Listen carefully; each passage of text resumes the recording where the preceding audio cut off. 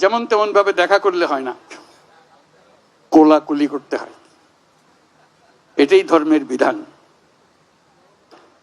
আমরা কোলাকুলি করি, সবাইকে আপন করে নেই। আমরা দেশে শান্তি চাই, যাতে মানুষ নিজ মনে নিজের আগ্রহে দিন চলতে পারে, কারো ভয়ে কারো ভীত হয়ে, কোনো ভয়ে ভীত হয়ে তাকে চলতে না হয়। আজকে ঈদের দিন আমরা সবাই একত্র হতে পেরে অত্যন্ত আনন্দিত। আমার অবস্থা এমন, কারোর সঙ্গে দেখা করা আমার বড় কঠিন বিষয়। কাজে আজকে একসঙ্গে এতজনের সঙ্গে দেখা করার সৌভাগ্য পেয়ে আমি অত্যন্ত কৃতজ্ঞ। আমরা আজকে ঈদের মহা উৎসব আমরা পালন করছি। ঈদের বাণীটাই হলো নিজেদের মধ্যে সমঝোতা, অতীতকে পেছনে রেখে সামনের দিকে এগিয়ে যাওয়া। সমাজে এরকম যে একটা দিন আমরা স্থির করতে পেরেছি, আমাদের ধর্ম আমাদেরকে দিয়েছে, এটাই আমাদের জন্য একটা মস্ত বড় আশীর্বাদ। একটা দিন, এবং সেটা যেমন তেমন দিন না, যেমন তেমন ভাবে দেখা করলে হয় না, কোলাকুলি করতে হয়। এটাই ধর্মের বিধান। আমরা কোলাকুলি করি, সবাইকে আপন করে নেই। আজকের দিনটা আপন করে নেওয়ার দিন।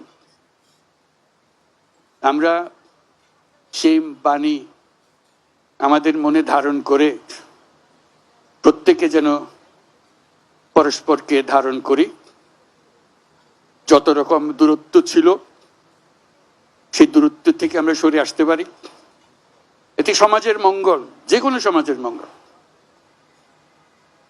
সেই সমাজের মঙ্গল আমরা যেন আগ্রহ সহকারে নিজেদের মধ্যে আত্মস্থ করতে পারি।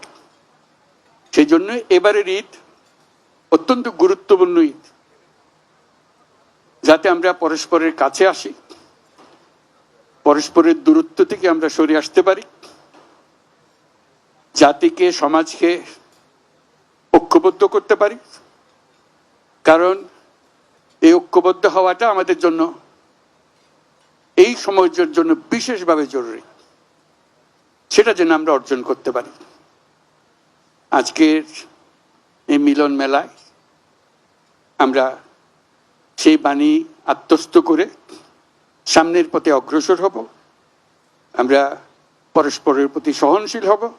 শুধু সহনশীল নয়, তার চাইতে বেশি আমরা পরস্পরের সাথে বন্ধুত্বপূর্ণ সম্পর্ক স্থাপন করব।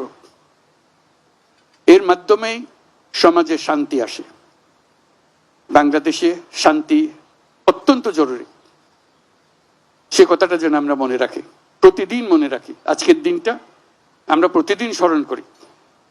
আমরা দেশে শান্তি চাই, যাতে মানুষ নিজ মনে নিজের আগ্রহে দিন চলতে পারে, কারো ভয়ে কারো ভীত হয়ে, কোনো ভয়ে ভীত হয়ে তাকে চলতে না হয়। আমরা সবাই সবার মঙ্গল কামনা করি।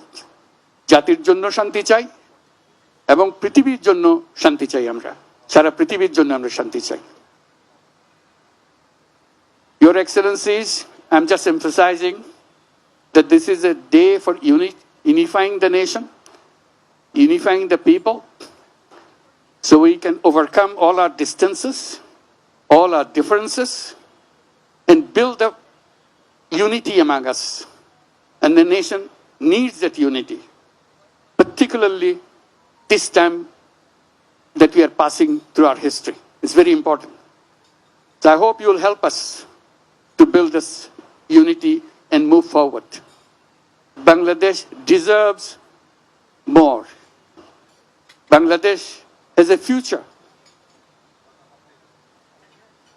which has not been explored. We want to explore that. We want to make that future come true.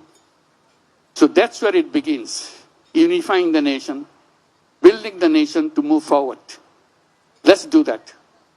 Thank you very much for your patience. Eid Mubarak again. Thank you.